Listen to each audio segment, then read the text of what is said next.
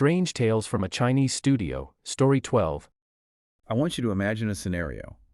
You are completely stranded. Like you are broke, you're freezing to the bone, and you are miles away from literally anyone you know. Yeah, a total nightmare situation. Right. And you are currently squatting in this strange place, just trying to scrape by with some manual labor. But then, out of nowhere, you are taken in by a family of strangers. But these aren't just, any strangers. Exactly. They are obscenely wealthy. They're incredibly cultured. I mean, they have books you've never seen before, music you've never heard before. They basically offer you a life of absolute luxury. Which sounds great, right? It sounds amazing. Mm-hmm. But the only catch is, well, think of it like the ultimate bizarre Airbnb experience where your sophisticated wealthy hosts are actually magical squatters. Right, magical squatters hiding out from cosmic tribunals. Yeah. And they might not even be human. It is just the perfect setup. I mean, it's perfect for exploring what happens when all our normal societal boundaries are just completely dissolved. Absolutely. What makes this text so compelling isn't just the magic, or the shape-shifting, or the impending cosmic doom. It's how these supernatural elements are used to test deeply human values. Right. It's not just a monster story. No, not at all. We're looking at a narrative that takes all your expectations about monsters, about the physical practice of medicine, and even about the true nature of soulmates, and it completely subverts them. It really forces us to examine, loyalty and intellect. Exactly. And a very specific type of intimacy that completely defies our standard categorizations of love or friendship. And that is the mission for today. We are unpacking this classic tale called Giona. From Liao Zhaixue. Yes, which is known in English as Strange Tales from a Chinese Studio. It's this absolute masterpiece of classical Chinese literature written by Pu Songling back in the 17th century. Such a monumental work. It really is. So if you're sitting there right now thinking you know exactly where a story about a stranded guy and a beautiful magical creature is going to prepare to have those assumptions totally dismantled. You're in for a wild ride. Oh, definitely. But to understand this bizarre, beautiful world the author builds, we have to establish the baseline first, right? We need to look at the incredibly desperate situation our protagonist is in when the story begins. Because context is everything here. It is. The contrast between his starting point and his ultimate destination is literally the engine of this entire narrative. So let's start with the protagonist. Right. The author introduces us to Kong Zuili. And the very first piece of characterization we get is that Kong is a sage's descendant. Which means? Specifically, he is a direct descendant of Confucius. Okay, let me stop you there for a second. Because for anyone listening today, being related to a famous historical figure is mostly just like a fun piece of trivia. Right, a party trick. Yeah, you might bring it up at a dinner party or something. Yeah. But in imperial China, being a descendant of Confucius carries a completely different weight, doesn't it? Oh, it carries a tremendous amount of sociological, cultural, and moral weight. It's a huge deal. Massive. It implies this deep blood-level connection to orthodoxy, to the establishment, and to highly formalized social codes. I mean, Kong is highly literate. He is skilled in poetry. He's the golden boy. Essentially, yes, he is supposed to be the living embodiment of traditional elite human culture. He represents the absolute pinnacle of the human social order. But the reality of his actual life does not match that pedigree at all. Not even close. No. The text tells us he travels to Tiantai to visit a friend. And I imagine he's hoping for some networking, maybe some financial backing. Yeah, that was very common for scholars at the time. But when he gets there, he discovers his friend has died. Just devastating. So Kong is completely stranded. He has no money. And he ends up having to take this job copying texts for monks at the Puchuo Temple just to feed himself. I mean, he has hit absolute rock bottom. And you have to consider the psychological devastation of that fall from But it grace. must have been brutal. Right. He has gone from being the heir to the greatest philosophical tradition in his culture to doing manual rote transcription work in a Buddhist temple. Oh, wow. For a strict Confucian scholar, working in a Buddhist temple could feel incredibly alienating, even humiliating, really. So he's totally unmoored from his identity. Exactly. And to make matters worse, it's the middle of winter. The author paints this picture of a massive, terrifying snowstorm. It's completely desolate. But nearby, there is this massive, empty mansion. The Dan family residence. Right. And apparently the Dan family was involved in this huge lawsuit, lost all their money, and just abandoned the estate for the countryside. So you have this sprawling, empty architectural shell just sitting there in the snow. Which is a crucial detail. The abandoned estate is a classic liminal space in this literary genre. A liminal space meaning like a threshold. Yes, it represents a vacuum. And in these narratives, when human order retreats from a space, the supernatural world rushes in to fill it. Oh, I love that. The boundaries between the mundane and the magical become dangerously thin in places exactly like this. So Kong is walking by this supposedly empty mansion, freezing, probably starving, and this handsome young man simply walks out the front door. Just appears. Yeah. And this young man is incredibly polite. He practically bows to Kong, asks how he's doing, and invites him inside to escape the snowstorm. It's very hospitable. Extremely. And, I want you to put yourself in Kong's shoes for a second. You have been freezing in a temple doing manual labor. Someone offers you a warm room. You aren't going to ask too many questions. Not a chance. You're just going to walk inside. And when he does, Pu Songling inflicts this profound sensory whiplash on both the protagonist and the reader. It's totally overwhelming. Yes. The transition from that freezing, austere temple to the interior of this mansion is meant to be shocking. I mean, the text describes rooms that aren't necessarily massive, but they are just dripping with luxury. Oh, absolutely. Everywhere Kong looks, there are these gorgeous brocade curtains hanging up. The walls are covered in ancient calligraphy and priceless paintings. It's warm, it's opulent. But this is where the red flag should really be going up for our scholar. Yes, because Kong spots a book resting on a desk, and the title is Lang Wan Suoji.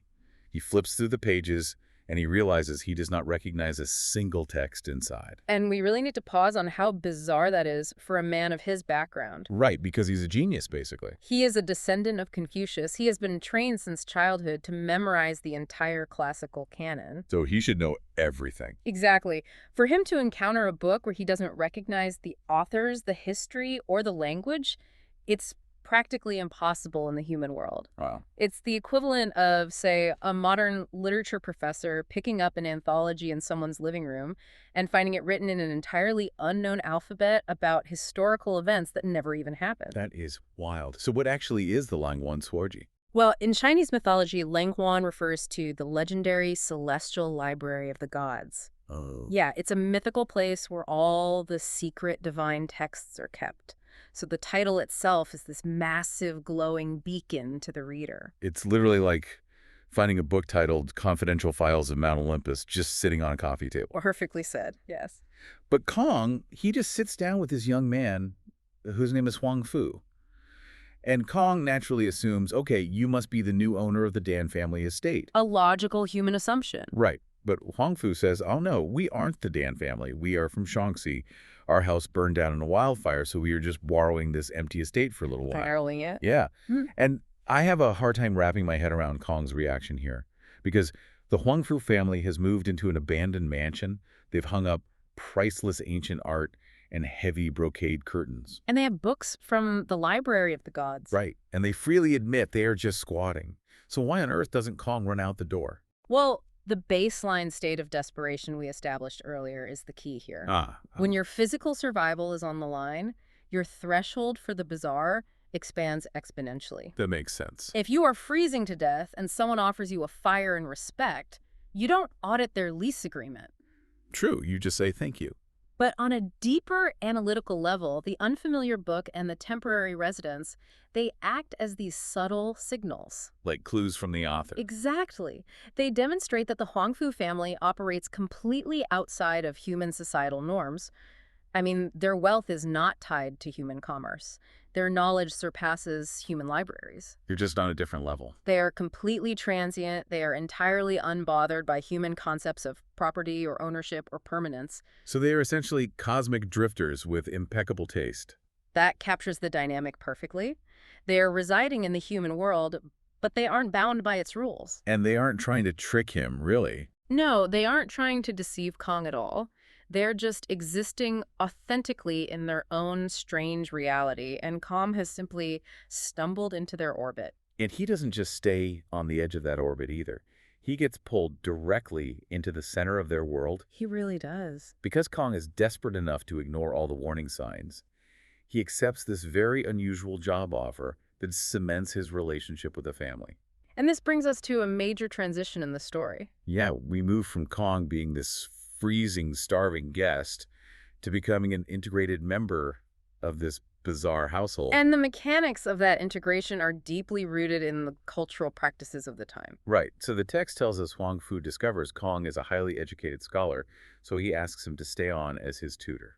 But Kong shows a lot of humility here. He does. He knows he's destitute. He tells Huang Fu, look, I wouldn't dare call myself a master, and suggests they just be friends who study together. Which is a very graceful way to handle it. And it seems to be exactly the right move, too. Yeah. Because the next morning, things escalate in a way that feels almost aggressive in its generosity. The morning sequence is critical. It begins with a servant entering Kong's room to light a charcoal fire. A nice touch. Very nice. Then, the patriarch of the family, Huang Fu's elderly father, makes an appearance. He has stark white hair, he leans on a cane, and he treats Kong with absolute reverence. He practically bows to him. Yes. He thanks Kong for not looking down on his son, treating Kong entirely as an equal. But the physical gifts he brings are what truly seal the pact. Right. He gives Kong an entire wardrobe. Head to toe. Yeah. A suit of fine silk clothes, a luxurious mink hat, high-quality socks, new shoes.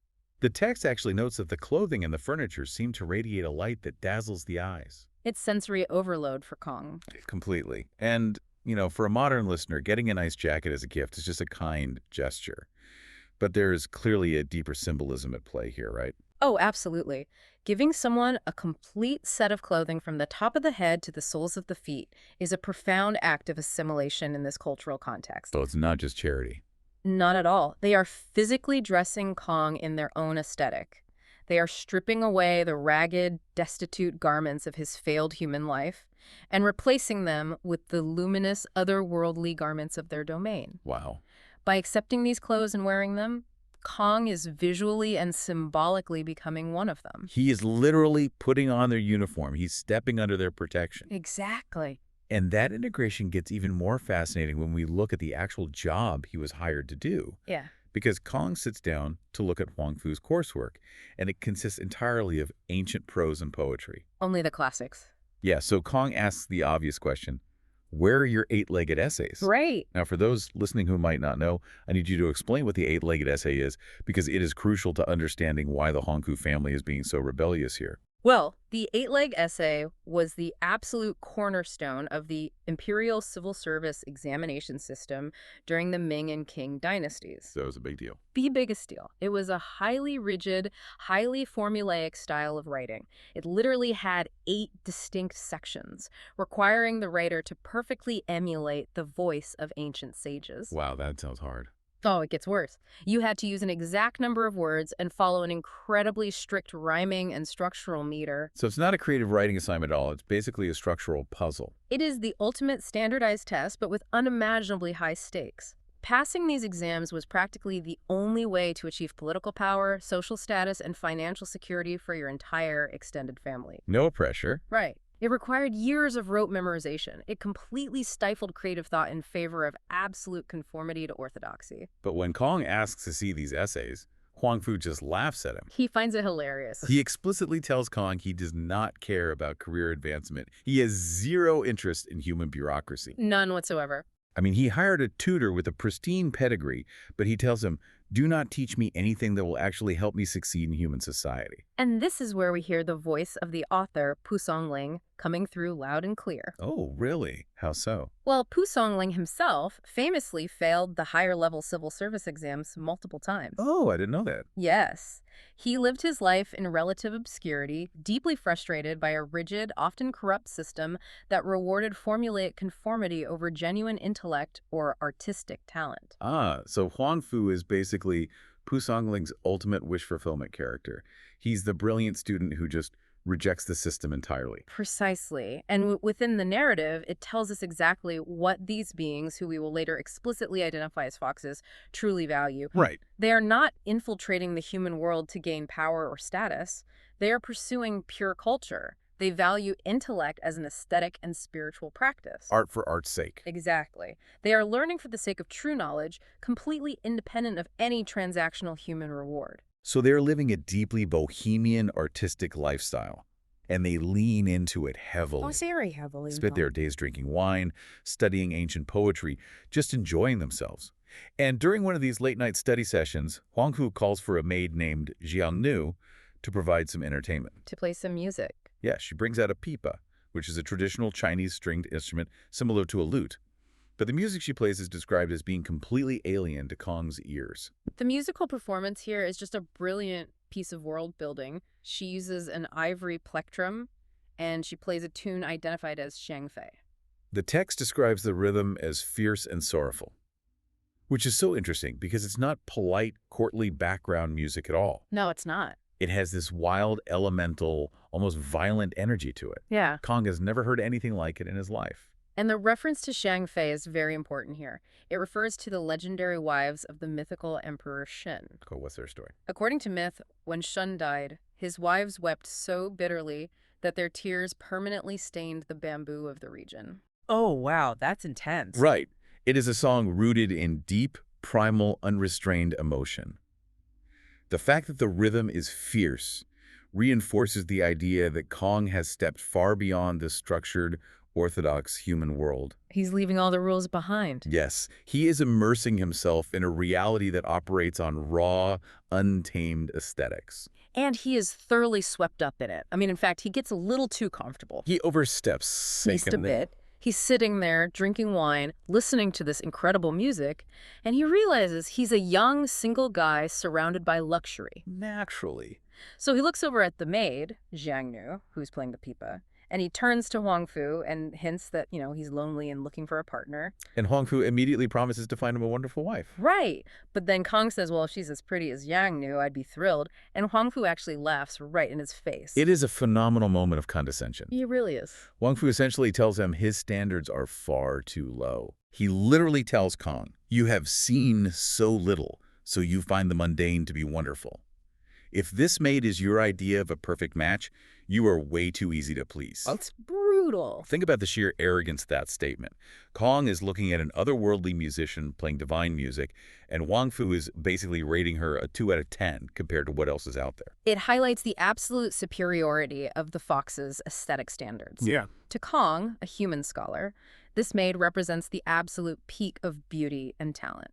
To Huang Fu, she is merely a baseline. Just average. Right. But it also reveals a deep affection for Kong.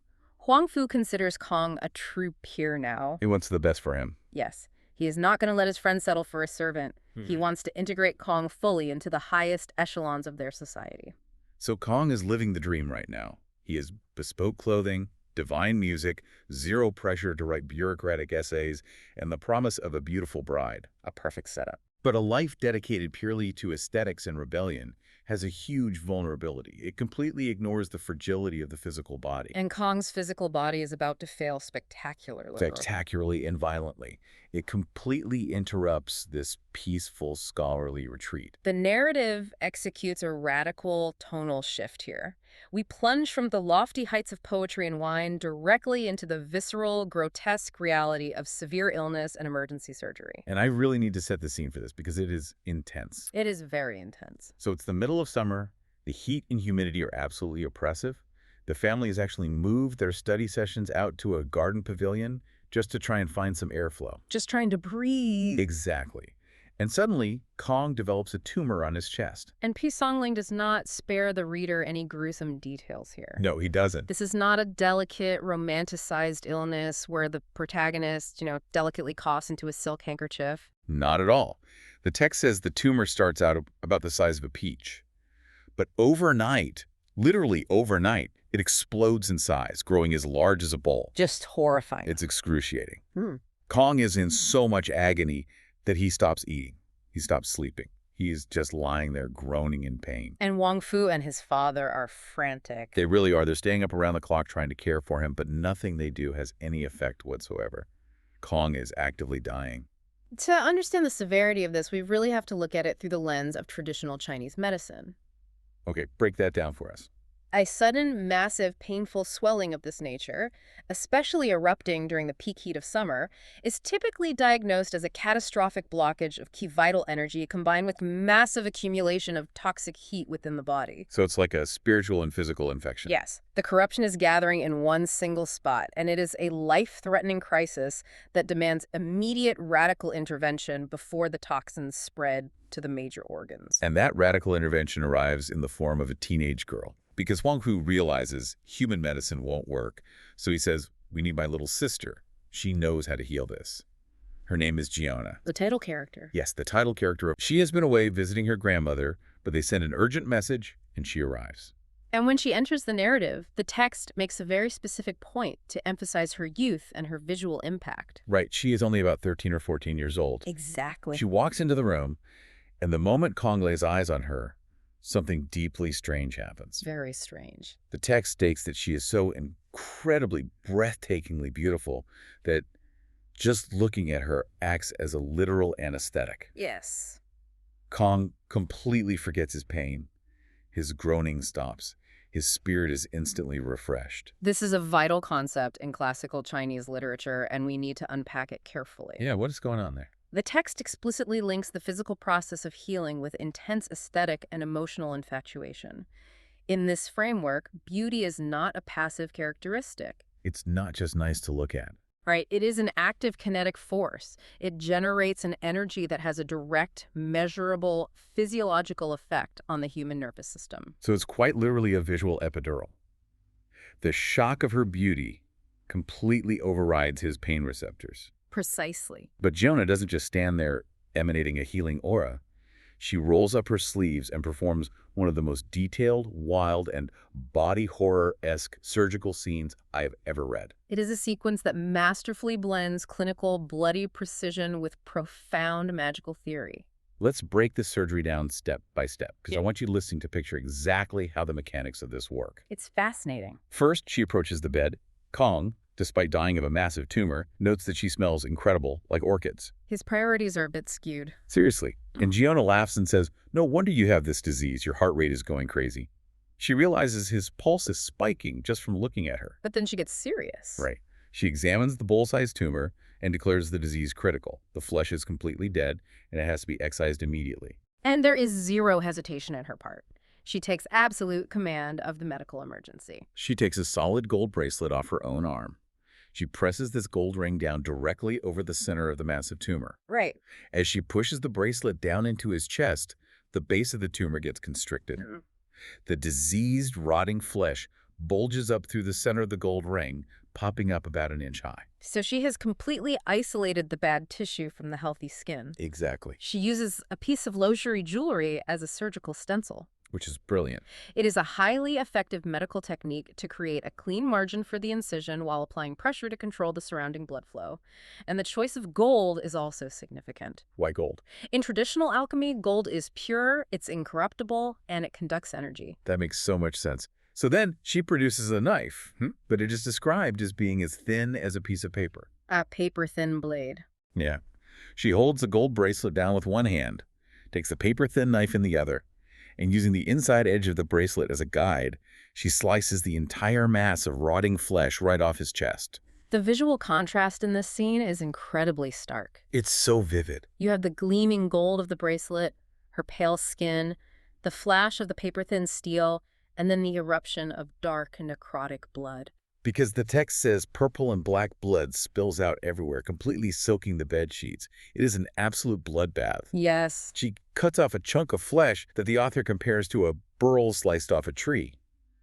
But here is where Kong's psychology gets deeply weird. Uncomfortably weird. He doesn't feel the blade.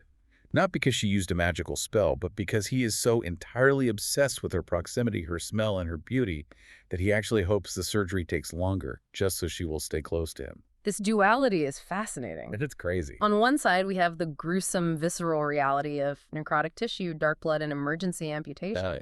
And on the other side, we have Kong's completely misplaced romantic and aesthetic obsession The juxtaposition is almost darkly comedic. It really is. He is bleeding out on a bed, hoping the surgeon takes her time because she is pretty.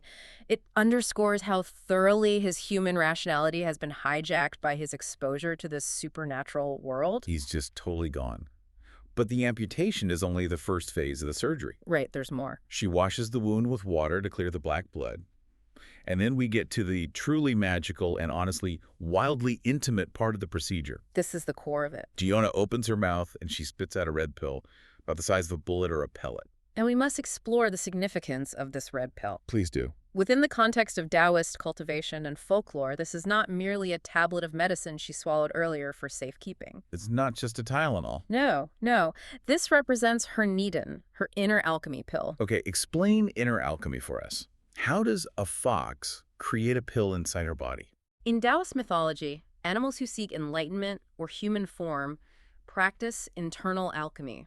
They absorb energy from the moon, the sun, and the natural world. Like meditation. Exactly. And over decades or centuries, they condense that vital energy that keys into a physical, glowing pearl or pill within their own bodies. It is the literal physical manifestation of her cultivated spiritual energy. It is the core of her being. So she is essentially spitting out a piece of her own soul. Exactly. It contains her vital essence, her entire life force. Wow. She takes this glowing red pill, places it directly onto his open, bleeding chest cavity, and begins to roll it around on the raw flesh. And as she rolls it, Kong experiences three very distinct sensations. Right, so on the first rotation, he feels a steaming, intense heat radiating into his chest. This represents the pure, fiery energy of the Nidin burning away the final remnants of the toxic corruption. So it's cleansing it. It is cauterizing the spiritual and physical wound. Then, on the second rotation, that intense heat transforms into a deep, pervasive, tingling itch. A sensation universally recognized in medicine as the sign of tissue regenerating, of the body knitting itself back together rapidly. And on the third rotation, the itch gives way to a profound, cooling relief that sinks all the way down into his bones. The pain is gone. Entirely gone. He is completely cured. And this is the detail that made me literally drop my notes. It's shocking. She takes this red pill, which has just been rolling around inside his bloody chest wound, mingling with his bodily fluids, and she places it back in her mouth and swallows it. It is an act of staggering intimacy. It's mind-blowing. She is mingling her core spiritual essence with his physical blood. She cures him from the inside out by transferring her energy into his body, and then she takes that essence, now carrying traces of him, back into her own center. Wow. The barrier between healer and patient is completely annihilated. She has literally been inside his wounds. If you are listening to this, just think about the sheer vulnerability of that moment. She uses jewelry as a stencil, a paper-thin blade to cut away rot, and then swallows her own blood-soaked soul pill. It is incredibly raw. It's wildly unsanitary by modern medical standards, obviously, but in the context of the story, it is the ultimate selfless act of saving someone's life. It shatters all boundaries. It really does. And this extreme intimacy sets up the major emotional conflict for the next phase of the story. Because, yeah, how do you move on from that? Right. When your life is saved by something so profoundly unnatural, so intensely intimate, how do you return to normal human desires? You don't. Kong's entire worldview shifts. He is completely ruined for anyone else, which leads us into a major romantic complication and honestly some highly questionable behavior on Kong's part that we need to scrutinize. He becomes a man consumed by obsession. Obsession feels like a mild word for what Kong goes through. Yeah. He is completely, hopelessly infatuated with Giona. He stops functioning. Yeah, the text tells us he abandons his studies. He just sits around all day doing absolutely nothing, staring at the walls, and constantly quoting this famous Tang Dynasty poem by Yuan Zhen. Once you've seen the ocean, other waters are nothing. Aside from Mount Wu, there are no clouds. Exactly. He is dramatically broadcasting to the entire household that he has seen the ultimate beauty, and everything else in the world is now trash to him. It is a beautifully dramatic expression of his fixation. He has been touched by something divine, or at least intensely supernatural, and the mundane world has entirely lost its color and appeal. But we have to remember a crucial fact here. Giona is 13 or 14 years old. Yes, a very important fact. Huang Fu, acting as the pragmatic older brother and friend, recognizes exactly what is happening. Yeah. So he pulls Kong aside for a reality check. He has to intervene. He essentially tells Kong, look, I know what you're thinking. My father and I would actually love to have you married to the family. We respect your intellect and your character that much. But Chiaona is simply too young. It's not going to happen. Huang Fu sets a firm, non-negotiable boundary. But because the foxes operate on a completely different set of social and familial rules, he doesn't just reject Kong's desire. He immediately offers a structural substitution. Right. He says, but wait, I have a cousin. Her name is A Song. She is 18, she is incredibly beautiful, and she is available. Problem solved in his eyes. He literally says, if you don't believe me, she takes a walk in the garden every day. Go peek at her. And Kong's reaction is swift. So Kong, who has spent weeks sighing at walls and quoting epic poetry about how no other woman could ever compare to Chiaona, goes out to the garden. He peeks through the window. He sees A Song, notes that she looks very similar to Chiaona, and immediately says, wow, yes, please, I will marry her immediately. It is an incredibly rapid emotional pivot. Let me push back on Kong's character here, because I think a modern listener might find this super jarring. It is definitely jarring. Is Kong just incredibly shallow? Like, he falls for the young girl who sliced open his chest and saved his life, recites poetry about his undying, soul-deep love, and the moment he is told no, he is perfectly happy marrying her slightly older, look-alike cousin. It's a fair question. Is he just easily pleased? Or is there a pragmatic logic here that we are missing? Because it feels highly transactional to me. Well, it is very easy to read it as shallow from a modern romantic perspective, but we have to analyze the pragmatic and magical nature of these relationships within the context of the era and the genre. Okay, so what's the logic? For Kong, the marriage to A Song is not just a consolation prize for a bruised ego. A Song is described in the text as being truly equal in beauty to Chiaona. The author notes their beauty was on par with each other. So she's not a step down. Right. But more importantly, from a structural standpoint, marrying A Song is the fox's mechanism for permanently binding Kong to their family unit. Ah, I see the connection now. It's a political or structural alliance, not just a romantic one. Yes. They cannot give him Chiaona, but they deeply desire to keep him within the family structure. By marrying A Song, Kong officially crosses the threshold. He's one of them now. He is no longer a stranded guest. He is no longer an employee or a tutor. He is family. And the text notes that after the wedding, Kong is genuinely thrilled. The wedding is a big deal, right? Huge. The celebration is lavish, the music is beautiful, and he feels like he has been transported to the Lunar Palace, the mythical realm of the immortals. He has found contentment. So he is married, he is happy, and he is living in this magical bohemian estate. But the real world is about to come knocking. It always does. Because, as we established earlier, they are squatting in the abandoned Dan family residence. The mundane reality of human property laws inevitably intrudes upon the magical retreat. The Dan family finally resolves their massive, convoluted lawsuit, and they decide they want their house back. They want to move in. Yeah, so the Huang Fu family has to pack up and leave immediately. And this departure is where the truth about their nature finally comes out into the open. The departure sequence is beautifully handled. Gu Songlin doesn't use a terrifying monster reveal. No fangs or claws here. The revelation comes through an act of profound, physics-defying generosity. The patriarch of the family comes to Kong and hands him 100 taels of gold. That is a life-changing amount of money. It guarantees absolute financial security for Kong and his new bride. Then Huang Fu steps up. He grabs Kong by one hand, grabs A Long by the other, and instructs them both to close their eyes tightly. And the requirement of sensory deprivation is key here. The magic must happen in the dark, shielded from human observation. So Kong closes his eyes. Immediately he feels his feet leave the ground. They're flying. The text describes a sensation of weightlessness, of walking on air, and all Kong can hear is the intense rushing of the wind past his ears. Just incredible speed. This sensation lasts for an extended period, and then Huang Fu simply says, "We're here." Kong opens his eyes, and he is standing directly in front of his own home in his native hometown, hundreds of miles away from the Dan family estate. The geographic displacement is instantaneous and totally impossible. And the moment Kong turns around to thank Huang Fu for the ride, Huang Fu is gone. He has vanished completely. Oof. And it is in that exact moment, standing outside his childhood home with a heavy bag of gold and a magical wife, that Kong finally thinks to himself, oh, they were not human. It's so funny. It takes the blatant, undeniable defiance of the laws of physics for Kong to finally consciously acknowledge what the narrative has been screaming at him the entire time. He was in such denial. He really was. The unfamiliar books from the Celestial Library, the fierce alien music, the magical surgery with a glowing soul pill, he managed to rationalize all of it. Just normal rich people stuff, right? Exactly. But teleporting hundreds of miles in minutes, that is the undeniable proof that breaks his denial. I find his reaction hilarious. The guy had his chest constricted by a bracelet and his rotting flesh sliced off, and he was probably thinking, wow, the medical schools in Shaanxi are really advanced. I'm flying home through the sky. Okay, definitely demons. But notice what he doesn't do. He doesn't panic. He's terrified. He doesn't run to a Taoist priest or a Buddhist monk to have his new wife exorcised. He's very chill about it. He simply walks inside, introduces Asong to his human mother, and they use the gold to establish a comfortable, prosperous life.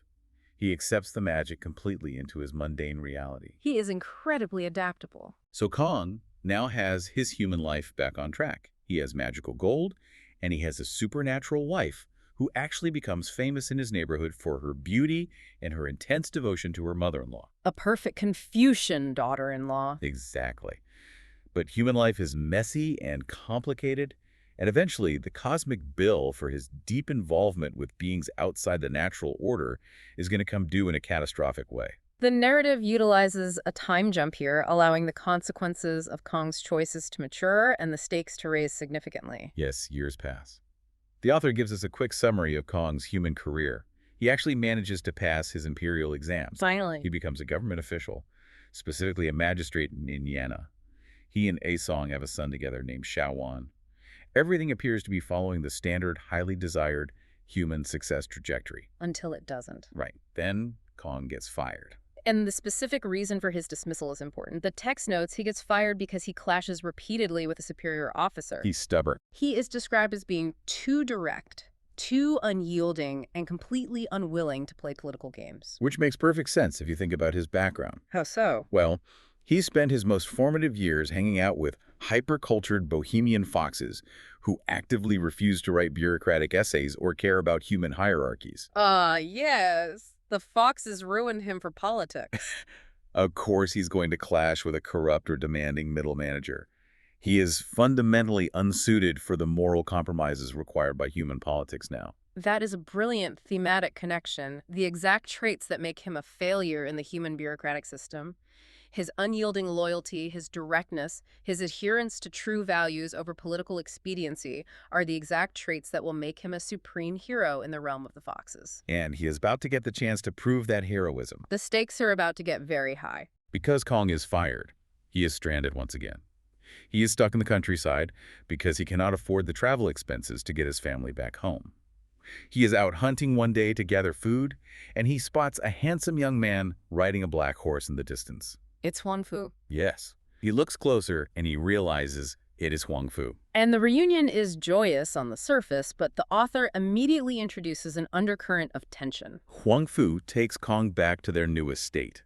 And if Kong thought the abandoned Dan family mansion was nice, this new place makes it look like a shack. It's a massive upgrade. The text describes massive gates studded with golden nails and towering ancient trees that completely block out the sun.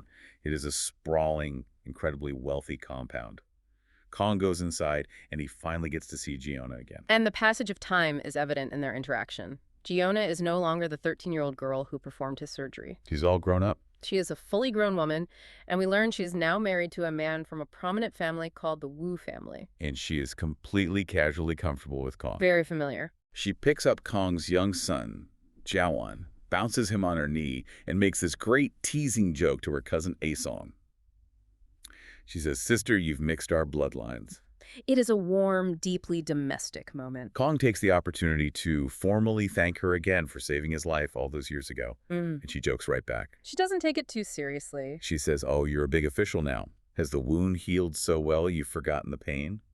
It's just two branches of a family catching up. It feels incredibly safe. The domesticity lulls the reader into a false sense of security. Which makes what happens next so insane. It is the sudden, violent pivot in the narrative that is deeply shocking. It is the definition of a plot twist. One day, shortly after this reunion, Huang Fu comes to Kong. His face is completely pale. He looks absolutely terrified. Pure dread. He gathers the entire family, the patriarch, Gianna everyone into the main hall of the estate. And to Kong's horror, the entire family falls to their knees, bowing deeply to him. Which is a huge reversal of status. Kong is frantic, asking what is going on, demanding they stand up. And Wang Fu finally says the words out loud. "We are not human. We are foxes." The verbal confirmation finally arrives, but it arrives wrapped in an existential threat. Huang Fu continues. He says, "We are facing a thunder tribulation today. The heavens are going to strike us down." The ultimate punishment. He tells Kong, "If you are willing to risk your life to protect us, we might survive. But if you are too scared, take your son and run away right now so you don't get caught in the blast radius." And we really need to unpack the mechanics of the thunder tribulation in Chinese folklore. Yeah, please do. Because understanding how and why this happens is crucial to understanding the massive stakes of this scene. In these mythologies, animals like foxes, snakes, or turtles can cultivate spiritual energy over centuries. Like we talked about with the inner alchemy pill. Exactly. They learn to shape-shift into humans, they gain immense magical power, and they push themselves toward a state of immortality. But the universe, or heaven, has a major problem with that. Precisely. The cosmic bureaucracy views this cultivation as a severe anomaly. It is a disruption of the natural ordained order. Animals are not supposed to become gods. Ah, so they're breaking the rules. So, periodically, heaven initiates a purge. It sends down a localized, highly targeted apocalyptic event, a thunder tribulation, to wipe out the offending creatures. Wow. It is essentially a targeted cosmic drone strike. That is terrifying.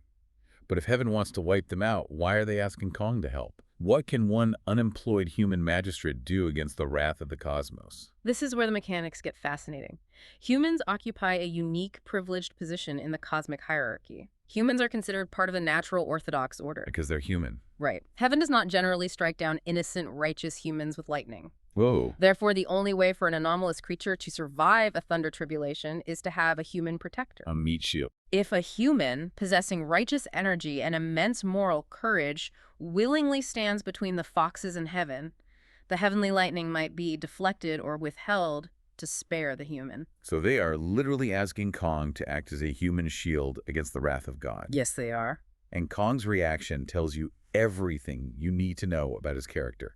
He doesn't hesitate. He doesn't debate the theology. He just accepts it. He vows to stay and die with them. He takes a sword and stands guard at the front door of the estate.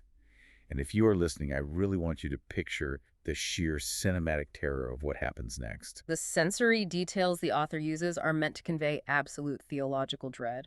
The environment completely destabilizes to reflect the anger of the heavens. The sky turns as black as midnight, even though it's the middle of the day. Total darkness. The clouds are described as being as dark and heavy as soot pressing down on the estate. And then the lightning begins. And it's not just a normal storm. No, it's not just a loud thunderstorm. The text says the thunder is physically shaking the mountains. The wind is howling with such ferocity that it is ripping ancient, massive trees right out of the ground by their roots. Apocalyptic. Kong is standing alone at the door, deafened by the noise, blinded by the lightning flashes, but he refuses to move a single inch. His steadfastness in the face of literal divine judgment is the ultimate proof of his character. He is undeniably terrified, I'm sure. Oh, absolutely. But his loyalty and his sense of debt completely override his fear for his own life. And then the horror escalates. The massive mansion behind him is completely obliterated by a strike. It is reduced to a bottomless, smoking pit. It's just gone. And out of the black clouds and the smoke, a terrifying monster emerges. It is described as a demon with a sharp, bird-like beak and long, razor-sharp claws. This monster is the physical manifestation of heavenly wrath. It is the executioner sent to ensure the cosmic order is restored. Kong squints through the smoke and the chaos, and he recognizes the clothes on the person being dragged away by the claws. It's Gianna. The girl who saved his life. Yes, the girl he was hopelessly obsessed with. She's being carried off by this bird demon to be annihilated. This is the narrative climax. This is the moment of ultimate, terrifying reciprocity. Kong does not pause to think. He leaps into the air, wielding his sword. He strikes the monster with every ounce of strength he has. He fights back against heaven. The monster shrieks in pain, drops Gianna, and flies away into the clouds. But the very moment Kong's blade lands the blow, there is an ear-splitting, catastrophic crack of thunder. The retaliation. Kong is struck directly by a bolt of heavenly lightning, He falls to the ground, completely dead. It is a devastating, heroic sacrifice. Kong owed his life to Giona's medical intervention years ago. Now he has paid that debt with his own life. It's beautifully tragic. He inserted himself into a cosmic mechanism, stepped between heavenly justice and his supernatural family, and he paid the ultimate price. He quite literally caught a lightning bolt for her. But in Pu Songling's world, death is rarely a final period. It's usually just another threshold for this family to cross. Which brings us to the aftermath of the storm. And the second, even more intimate medical miracle of our story. The storm clears as rapidly as it arrived. The sky returns to normal. The cosmic executioners have retreated. The tribulation is over. And Giona wakes up. She survived the fall when the monster dropped her.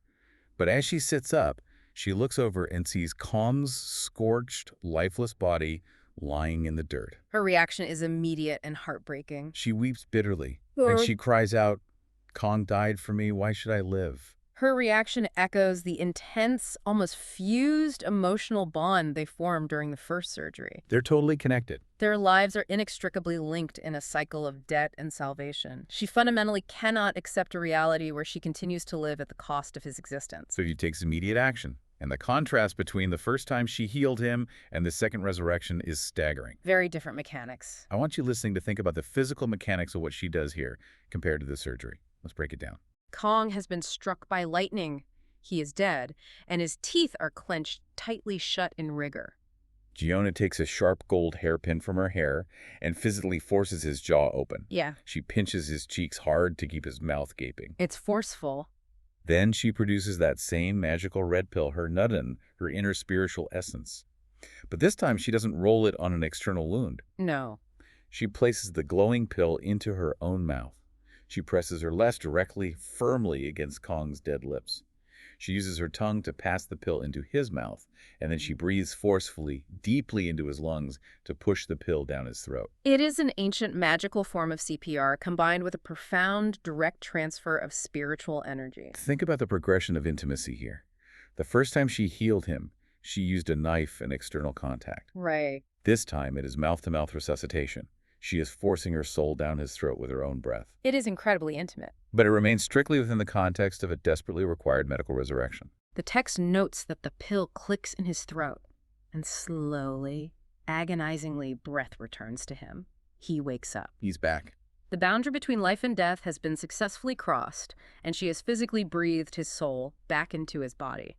The intimacy is absolute. But as you noted, it completely transcends the physical or romantic. It is spiritual resuscitation. They have now saved each other's lives. The family is thrilled. Kong is alive. The foxes survived the tribulation.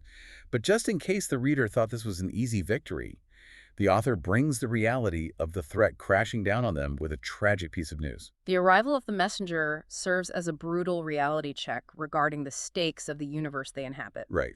While they are celebrating Kong waking up, a servant arrives from another town. The man is sweating, panting, completely exhausted from running. Bearing terrible news. And he delivers the news that the Wu family, Giona's in-laws, her husband's entire family, face the exact same thunder tribulation on the exact same day. And because the Wu family did not have a human protector, because they had not cultivated a relationship with a righteous human willing to sacrifice themselves, the entire Wu family was wiped out. Every single member. Annihilated by the lightning. Giona is absolutely devastated. She has just lost her husband and her entire extended family in one afternoon. A complete tragedy. But for the listener, it serves as a stark, terrifying reminder. Oh. The threat of the tribulation was entirely real. Kong didn't just fight a scary bird. He fought off a cosmic mechanism that successfully deleted another family from existence. Yes. The Wangfu family only survived because they cultivated a genuine, sacrificial human connection. It is a brutal illustration of the harshness of the cosmic order. The universe is actively hostile to these beings. Their only defense against annihilation is the genuine alliances they forge across species lines. They need us. The destruction of the Wu family emphasizes the unique, irreplaceable value of Kong's loyalty. So the Wangfu family is essentially homeless again. Their massive estate is a smoking crater. So they make a radical, permanent decision. The surviving foxes, Wangfu, his father, Giona, decide to pack up whatever is left and move back to Kong's hometown. They all move into an empty garden estate that Kong owns. The integration is now absolute and complete. The humans and the foxes are permanently cohabitating in the human world, relying entirely on each other. The text paints this beautiful picture of their new life. It says they live together like one giant blended family. They spend their days drinking wine, playing chess, and talking. And the author leaves us with this great final detail about Kong's son, Zhao. A fascinating detail. As he grows up, he is incredibly handsome, but he has a distinct, recognizable fox-like aura about him. Everyone in the city knows he's the child of a fox, but no one seems to care. It's just accepted by the community.